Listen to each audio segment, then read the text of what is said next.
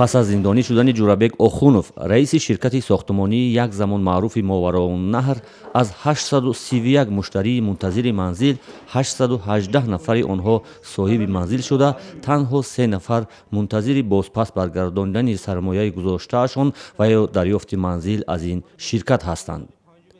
با خواهش و کمک مشتریان شرکت ماوراءالنهر، تورابک اوخونوف برادر جورابک اوخونوف را رهبر شرکت تعیین کردند تا ساختمان‌های ناتمام را به انجام رسانیده مشتریان را به منزل تامین نماید.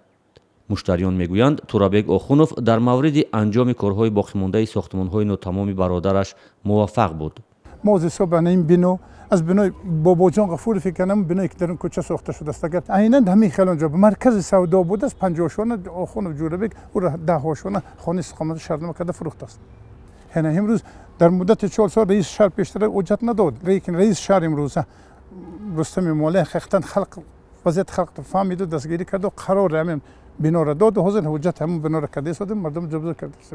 اما با دنبال شکایت یکی از مشتریان ماوراءالنهر که برای بنیاد منزل زمان رهبری جورابک اوخونوف به این شرکت $20,000 سرمایه گذاری کرده بود، دادستانی شهر دوشنبه در برابر برادر جورابک تورابک اوخونوف پرونده جنایی باز کرده است.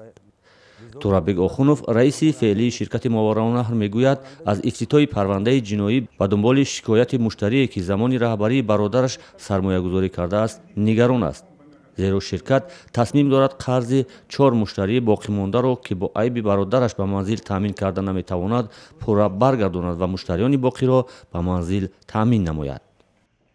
یگان مرتبه من میرزا رحیمова ندیدم، یگان مرتبه نزد من نیامده.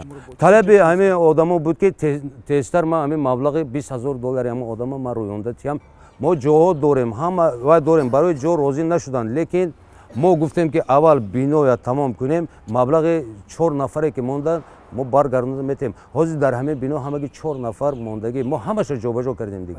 دادستانی شهر دوشنبه دعوت و بازپرسی تورابک اوخونوف رئیس وکالتدار شرکت ماوراءالنهر و افتتاح پرونده جنایی در برابر او را تایید میکند و میگویند تفتیشات ادامه دارد. قضیه شرکت ماوراءالنهر از سال 2010 ادامه دارد.